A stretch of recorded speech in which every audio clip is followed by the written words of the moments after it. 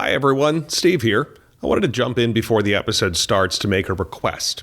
We are planning to do a listener feedback episode and we're hoping you will help. We've stored away some listener emails and voicemails and plan to talk about them on the show, but we want more. Please send your questions, comments, advice, or even just a how's your mom or dad to us ASAP. The show is planned for late February 2024, but we will be recording it before that. As always, our contact information is in the show notes for every episode, and we also give it out at the end of each show. Thanks in advance.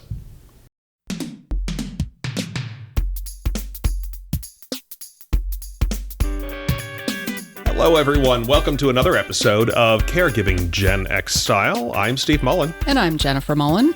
As much as we may not like it, money is important, obviously. Yeah, obviously. We all like money. Unfortunately, caregiving can be kind of expensive, actually very expensive.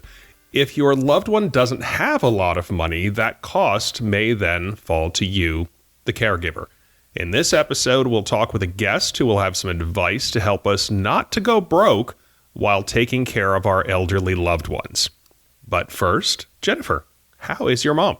I am pleased to report that she is doing really well. For those of you who listened to our last episode, you know that she had a pretty nasty case of COVID, was in the emergency room, had to pull her lifeline, ended up in the emergency room, but came home and my brother and I stayed with her for several days. And she's actually doing really well. She's bounced back great. She's such a trooper. It's the second time she's had a really bad case of COVID, and she's come out of it on the other side, smiling as she always does.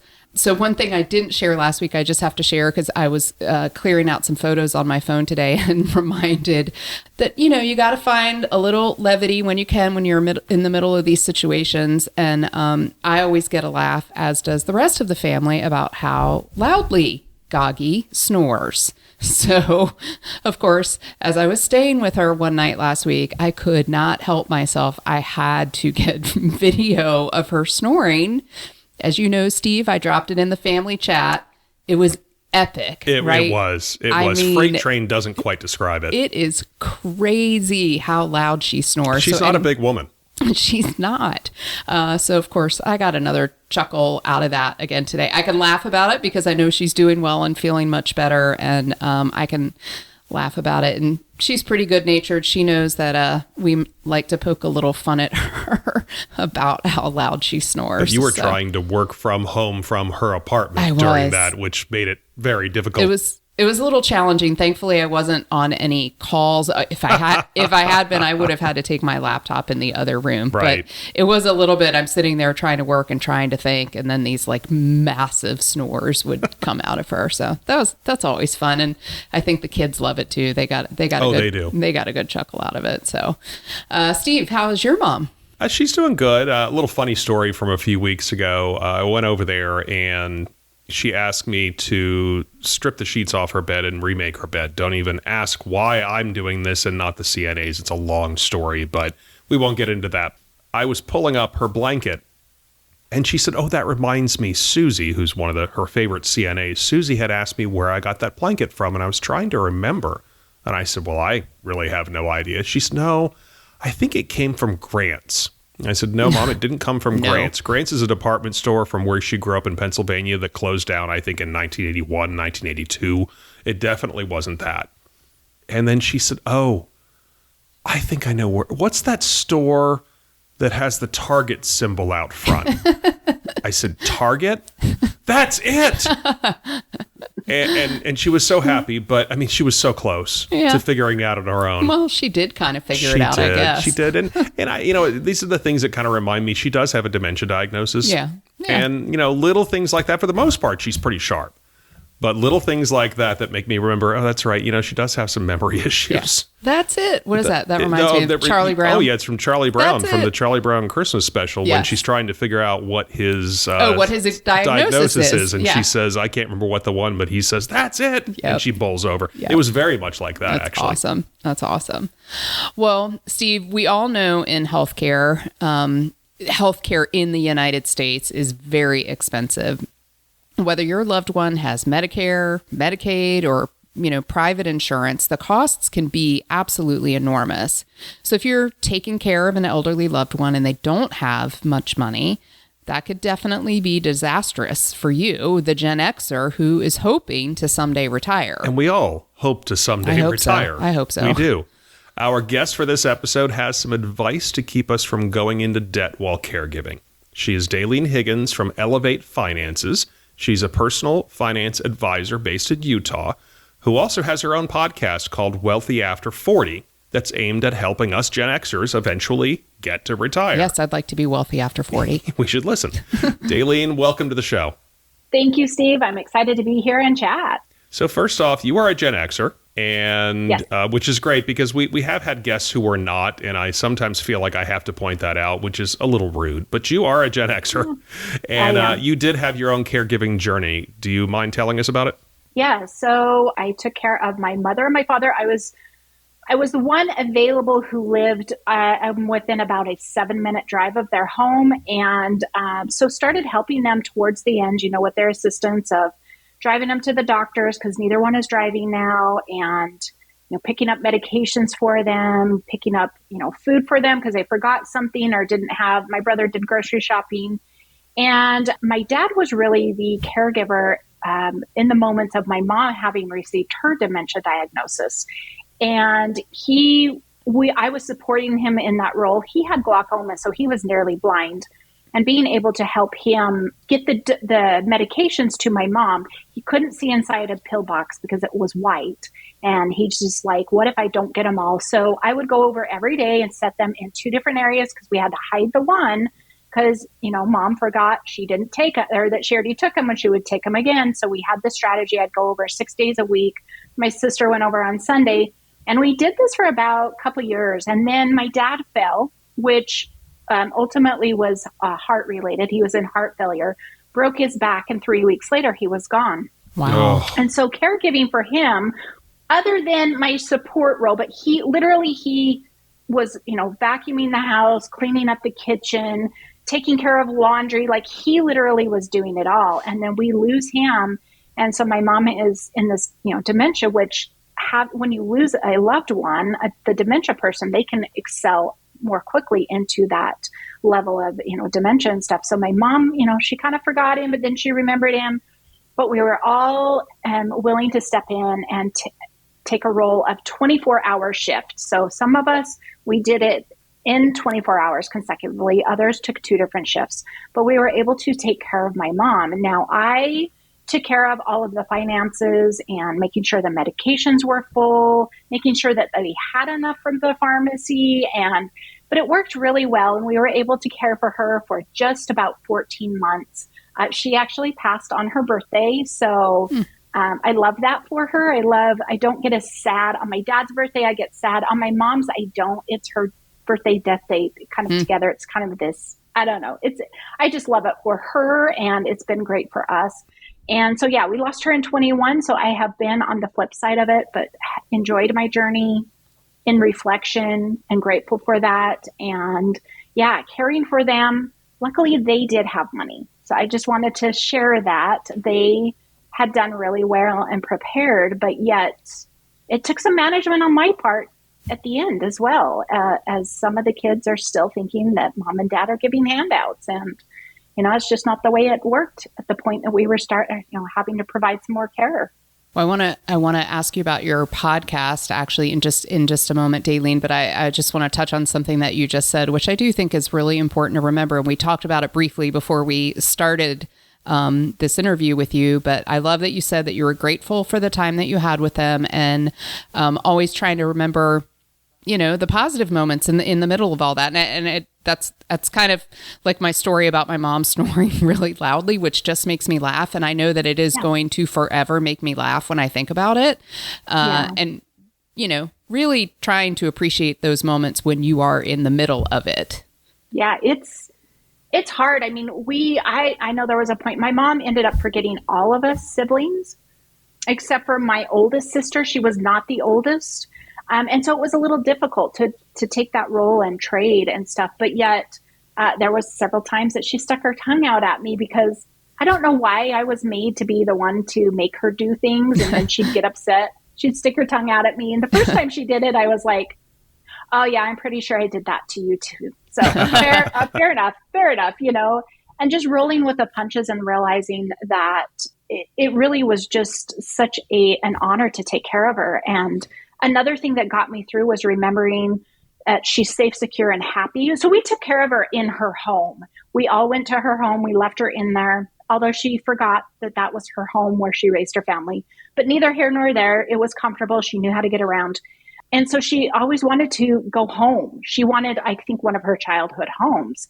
But I just told her, I said, no, we need to be here tomorrow when the next people come to take care of you. And she stuck her tongue out at me. I'm like, okay. And she storms off to bed. It's like 6:30 p.m., you know? So I call my sister and I'm like, well, she's safe and secure, but she's not happy at the moment. She'll wake up happy tomorrow. And so recognizing some of those achievements along the way as well is like, what are you doing for them in that moment, and not thinking how horrible this is either. So. Yeah. And I really hope that most people who are listening to this show, I mean, we've always talked about how the caregiving journey eventually ends. That's just life. And, you know, it happened with my father. I mean, we've talked about it in the show. He passed away in 2001 after fighting cancer for a couple of years. And you know, I was angry for a while. I was sad for a while. And now I look back at it, well, at least I had that time with him. But let's move on. So your podcast is called Wealthy After 40. What's it all about? It's all about personal finances, so savings, paying off debt, getting ready for retirement. I also love bringing on guests who fit the Gen X challenges, obviously, such as, you know, caregiving, being stuck the sandwich generations. We still got kids we're helping to raise, support, whatever it may be, and just getting ourselves ready. And so I just try to cover all of that will impact us Gen Xers, whether, you know, usually 99% of what we do is focused around money. So any tie I can give into that and help support listeners on their journey over 40 as we're progressing to our next phase of retirement, and hopefully we can enjoy it. And that's really my goal, is having everybody prepared and ready to enjoy that next phase. Yeah. I think we're hoping to enjoy it someday. Yes, We really are. I can't wait to take a listen to it for sure. So our topic for this show is trying to avoid going broke or going into debt while helping to take care of your elderly family member. What is your number one piece of advice on that topic? The number one piece of advice I'm going to say is to set some boundaries.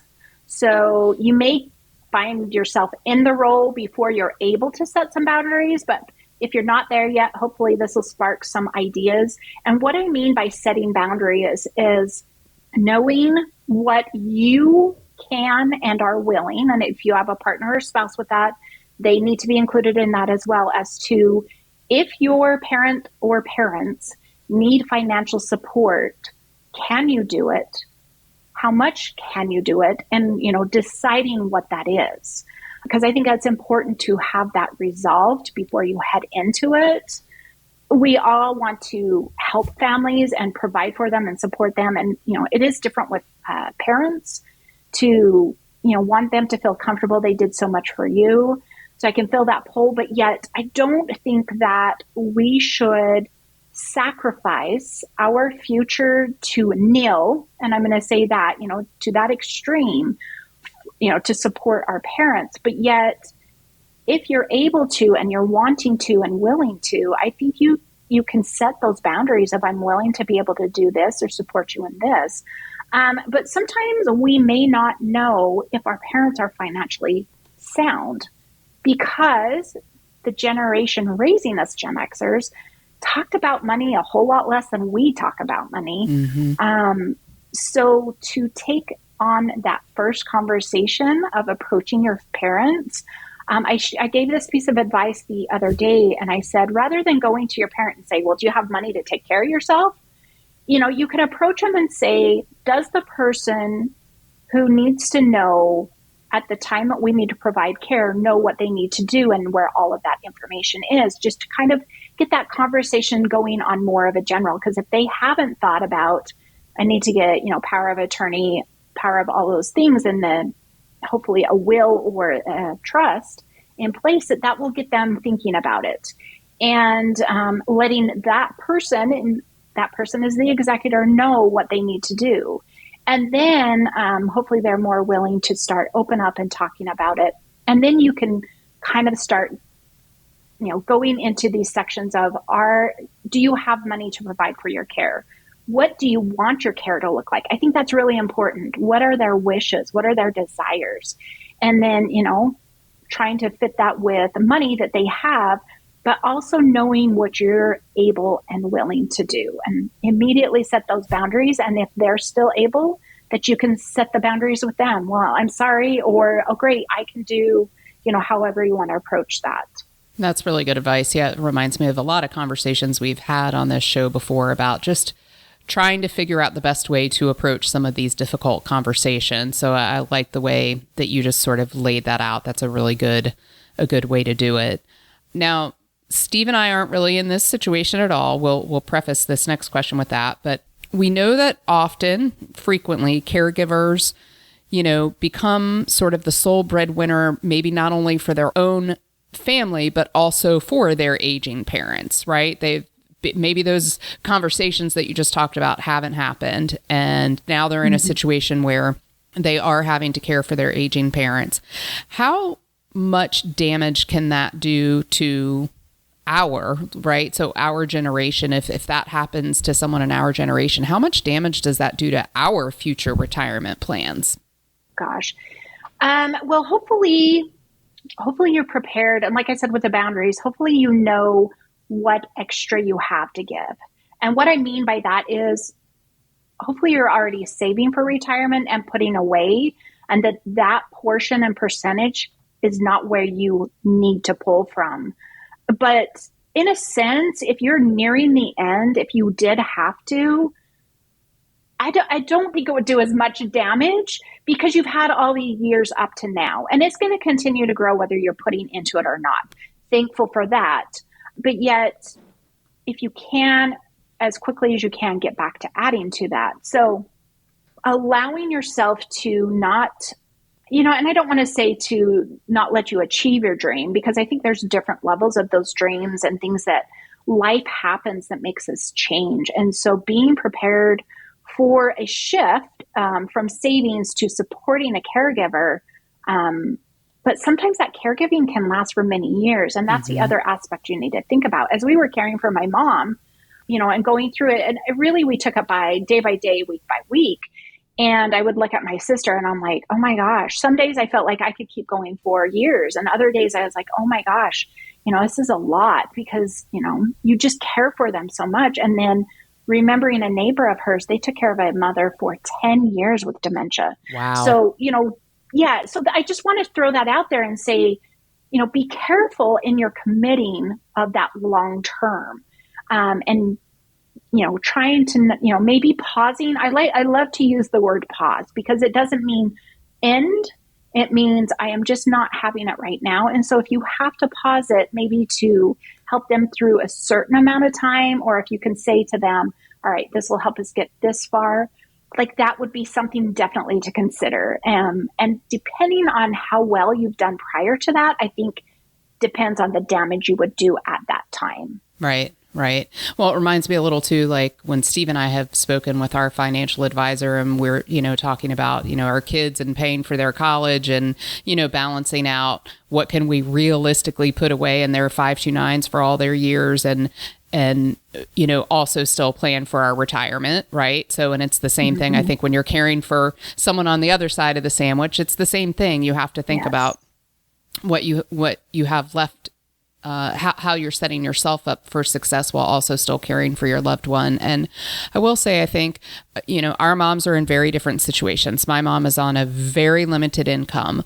which also means she has access to a lot of resources. And my brother and I, try to help support with finding those resources. And of course, we pitch in when we need to pitch in, obviously.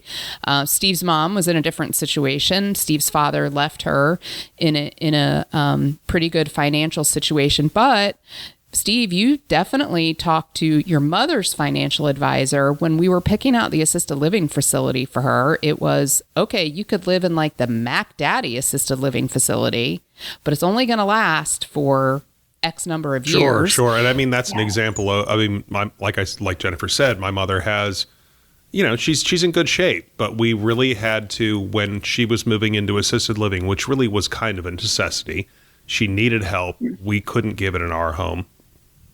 So we had to look at, okay, how long can she live at this place? And I think we figured out when she moved, it was 13 years, maybe a little more of her investments went really well. And we figured, at that point, She's maybe by that 83 time, years she would, old. she Yeah. was 80, I think 81 or 82 81, when she yeah. moved in. Yeah. She's 83 now. She'll be 93. She may need a different kind of care at that point. Yes. But we don't know. And we'll just have to deal with that when we get there, because I don't know that there were too many other choices that would have worked for her. Yep.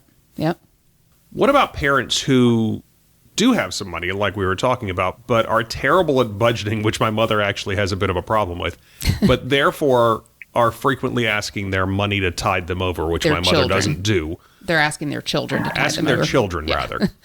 How do you put a stop to that?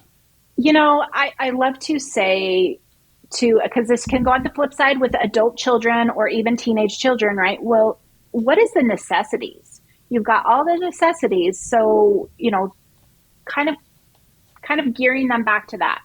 You have food, you have shelter, you have all of those things. Like, what do you need this extra for? And almost turn it back on to them to say, yes, I need it because of, and really explain themselves. And not saying that with that explanation that you'll change your mind, but I think it helps them maybe start being more aware, as we've gone through the years and, not talked about money and talking about money now, like managing money was never a school subject. We weren't taught it unless we were taught from our parents. And if we were taught from our parents, it may or may not been, wise advice. So I think just letting them know that you could even say, I have a budget and I'm only allowed to spend this much on, these things. And then, if I'm going to give you more, it's cutting and taking away from me in these areas. And I think especially with parents, if you kind of explain it that way and say, hey, if I give you this money, it's going to take away from this. Or if you're willing to give it for the one time, hey, I can give it to you this time, but otherwise, I don't have the extra next month because of these types of things. And really just being forward with the situation as you exactly have it and you can see it. And then hopefully they'll return on their side of it and go, oh yeah, you know what, I really don't need that. Or, hey, okay, I think I have half the money, or I can wait till next month and have half the money.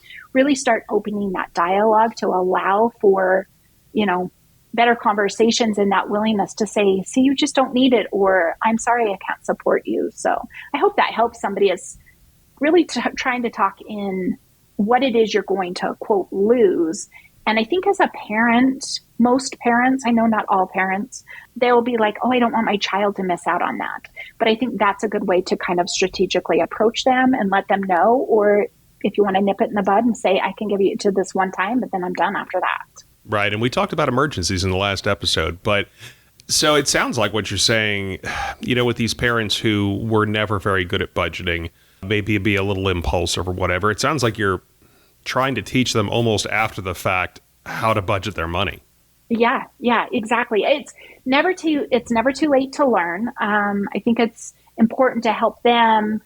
And I think it's also wise for you to protect yourself. I mean, we want to do anything and everything we can for our parents, but does that mean we need to lose, the roof over our head or anything like that? There's some things where we could pause as well. I have a guest who I recorded with her. She's coming up in February on my podcast. And she, I believe, is like in her early 30s. And she ended up being the caregiver for her grandmother.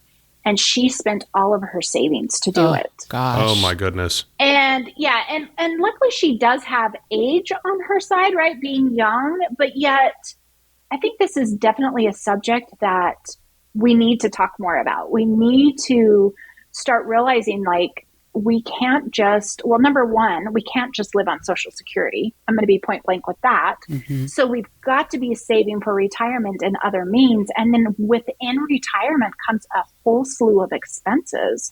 So as my mom had passed and we had gone through, well, as we were going through the care, So there's 7 children. One does not live in state. So there were 6 of us supporting her, the entire week, 24/7. We actually did hire a caregiver to come in and do 2 of the shifts to kind of cover that 7th child. But as I'm going through this and as I'm making the schedule and trying to help everybody find the day that works best for them, I think I only have 1 child. And I immediately thought, there is no way she can do this on her own. Mm-hmm. So instantly, I have to start considering financially more to be able to have her, so like you guys do, to be able to pay people, right, to put me in a nice place, to make it convenient that way, because she physically could not do it. There's just no way. So I ended up, so not to say that this is advice I would give everybody, but I ended up buying myself a long-term care insurance policy. Mm-hmm. And I just told her, I said, I will try to have all the money you need to make the wise decisions you need to at the point I get dementia, because I've already just resolved myself to that, which is fine. But, it's like thinking about the expenses within retirement and as we age, and how that's going to affect our children and our grandchildren. And these are, they really are difficult things, I think, to think about, much the same way. So we've done an episode, about planning when it comes to things like, wills and medical directives and all those things. And those are difficult conversations to have with your elderly loved ones. I put this really in the same category. It's a bit of a difficult conversation because, to your point earlier, Dalene, money, sometimes it's a taboo conversation in general, but one that is very needed. And hopefully you can figure out ways to talk about it that don't seem super invasive and allow, the other person to recognize that you're both trying to plan for your best interest. Let's talk about a different situation now. Some of us are helping to care for, loved ones who are in pretty good shape financially. So we used Steve and his mom as an example. One thing I know that the 2 of you talked about when we were prepping for this show was that sometimes there are other families who might see a situation like that, a parent who's in really good financial shape, and try to get some of that money now. So how do you stop that?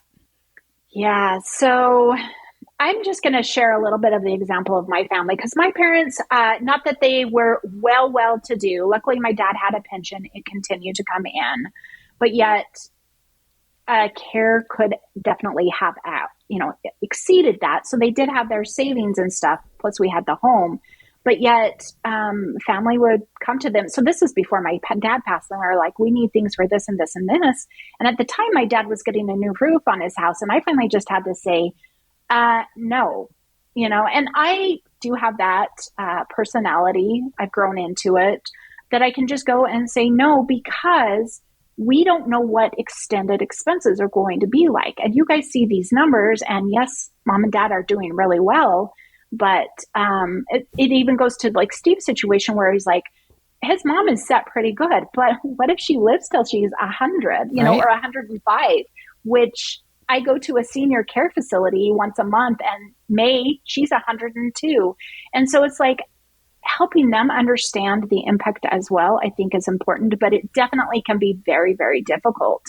So hopefully, I just want to caveat this, hopefully the one who is chosen as an executor can stand up and speak for their parents, even if their parents are still there. Just kind of open their eyes to the fact that we don't know how long this is going to be. We don't know how much care we're going to have to bring in, or how much care is going to have to be, within the facility, extra, things that are added on top of that. And also, I'm sure facilities with inflation their costs are rising naturally over the years as well. And so helping them recognize the fact that we've got a distance to go, and you're going to have to figure it out, because if mom and dad weren't here, you got to figure it out anyways. Yeah. And I want to touch on something you said in the middle of that too, just related to sort of like your personality and how you've grown into it. And you, sort of had no problem saying, no, like can't do this right now. One of my very good childhood friends actually lost both of her parents about 3 months apart from each other. And there are four girls. And it was really interesting to me. And one of the conversations I was having with my friend after her mother died. Her mother was the second one to die. All four of those girls have very different personalities. My friend is a nurse. So she was the one who was tasked with the medical directive, all of the medical decisions that had to be made. And unfortunately, a difficult decision did have to be made for her mom, who was in a car accident. And that was a decision that was made beforehand. And then one of her other sisters is married to a financial advisor. And so she was the one who the decision had been made beforehand that she was going to make all the financial decisions.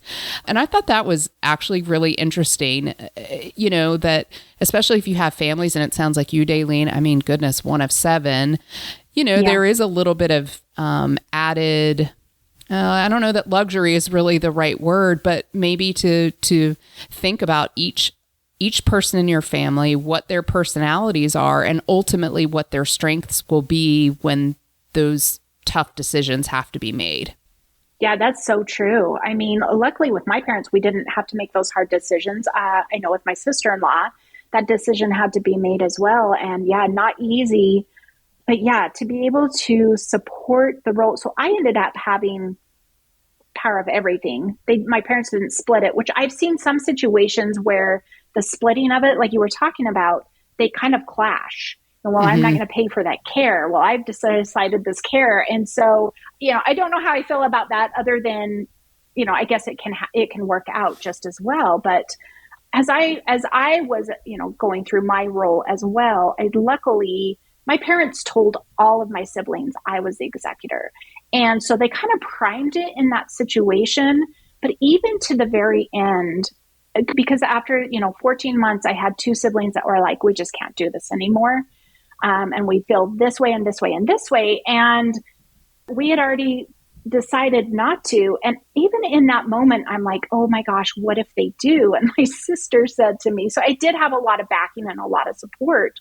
And my sister said to me, well, you're the one that gets the ultimate decision. And I'm like, oh, yeah, that's right. I do. But so even though I do have that personality, it only came out when very, very necessary. But yeah, and I think back to when my mother was the one who told me, oh, we're going to have you be in charge. I thought it would be my oldest brother, right? That's just natural par for the course. And I think, why are you choosing me, 6 of 7? So I'm near the baby. And I'm like, how did you know? And so, but nobody ever balked it. And I loved how they primed everybody for it, because as we started heading down the road, really everybody was pretty good. Couple of bumbles, but everybody was really good. And yeah, personalities are so important. I was grateful for my support. I had my sister I could immediately turn to so we could make different plans and decide different things. And then another sister and a brother who would just do. They're like, just tell us what to do, and just having that. So, it's not easy, and it can be very difficult. I was also the one who was in charge of reimbursing. So my brother, like I said, was doing the grocery shopping, and he's like, how do you want to do this? I'm like, well, are you okay to swing it for a month and then I write you one check, and so that's kind of how we did and worked it out. And I think that's what's important too, is like, if there is that financial covering, I guess is what you can call it, that you make sure with them, like if he was like, no, I need a check every week, I could have done him one every week. It wouldn't have been a big deal, but just trying to work together and make sure all of those things come together in the best interest of basically your mom and or your dad. Yeah, I mean, in the end, you don't want to be fighting over money, right? You hear those like horror stories of families fighting over money, and you definitely don't want to be doing that. So I'm happy for you that it seemed like, for the most part, it was pretty smooth sailing with that. You mentioned about the power of attorney and the financial stuff. It's funny. My mother designated me as her power of attorney for basically everything after my father died. So that was 2001. At that point, I'm 31 years old, and I said, yeah, okay, I don't know what this means, but thanks for letting me know. And she got some really good advice to do that. And let me tell you, 20 some years later, it has come in handy so many times, not just, helping her manage her money, helping her manage literally everything. And we're going to talk about those kind of documents down the road with an elder law person, but let's talk about desperation mode. because I would imagine it can get to that point very quickly in certain circumstances. So, for example, you've used up all of your savings, like you did mention about that person you were talking to on your show, paying for medical bills, living situation, everything. You only make so much money on your own. If you have to dip into something else, I mean, we're talking desperation time. Where do you look? We're thinking kids' college funds, 401ks, home equity. Where do you think is the best place to go in that emergency? Probably my choice.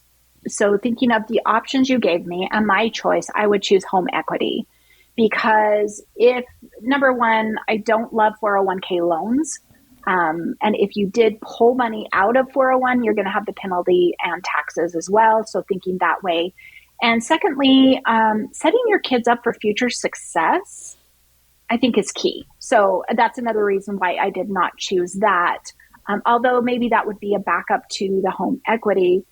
So, that's probably where I would turn, and very carefully determining, the amount and moving forward and what that looked like. The other thing to consider, and so when my dad ended up on hospice, he was only home on hospice for 3 days. My brother was in immediate scarcity mode. I think it was a lot of everything about the situation, right? This is our very first time. We brought our dad basically home to pass away, which he did 3 days later. But my brother was like, so can we just get, I can't even remember what he said. I think he said like Medicare pay for everything. And I know with that, like all assets have to be depleted.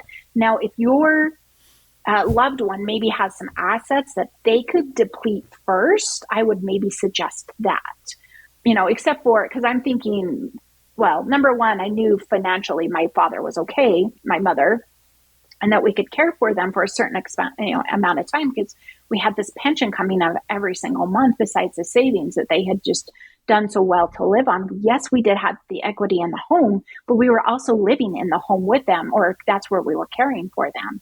So, if like my mother-in-law, when she's still living, she's the last one living, and she's already in that situation. And I think it will just kind of like that. She's got a reverse mortgage that I think it'll just fall to that she'll be kind of a state dependent, because she has nothing, divorced for 30 plus years and has no savings, didn't work. All of that things kind of lends to that. So there are some options out there. But yeah, if you're stuck with that as a family, you need to provide for your parents, I would probably go with home equity. All right. Well, we're going to end it on that. Dalene Higgins, thanks so much for being on the show. Tell us again about your podcast, where people can find it, and if they want to get in touch with you, how do they do that? Yeah, so Wealthy After 40, it's on all the listening platforms. So whatever your favorite one is, Apple, iHeart, Spotify, we're all over there. And then if you want to connect, I'm over on Instagram at elevate_finances, and you can send me a DM with any questions. I'd love to connect. Wonderful. Dalene, thank you so much for joining us. Money is just always a tricky topic, and it's particularly tricky in these kinds of situations. We appreciate you sort of walking through all of these different scenarios with us. We hope for those of you listening out there, we hope there were some good tips in here and some things for you to think about. And if you have the opportunity to talk with your elderly loved ones and have these conversations now, we highly encourage you to do that. So Dalene, thank you again so much. Thank you. Appreciate it. And thanks so much to everyone for listening to this episode. As always, if you want to get in touch with us, we do read listener emails on the show. If you have a question, a comment, inquiry, whatever, you can email us caregivinggenxstyle@gmail.com. You can send us a text, leave a voicemail at 804-723-1221. And you can also find us on Twitter. The handle is @GenXCaregiving. And as always, we are on Facebook. Just search for the name of the podcast and you'll find us there. We hope to hear from you soon. Have a great day. Good night, everyone.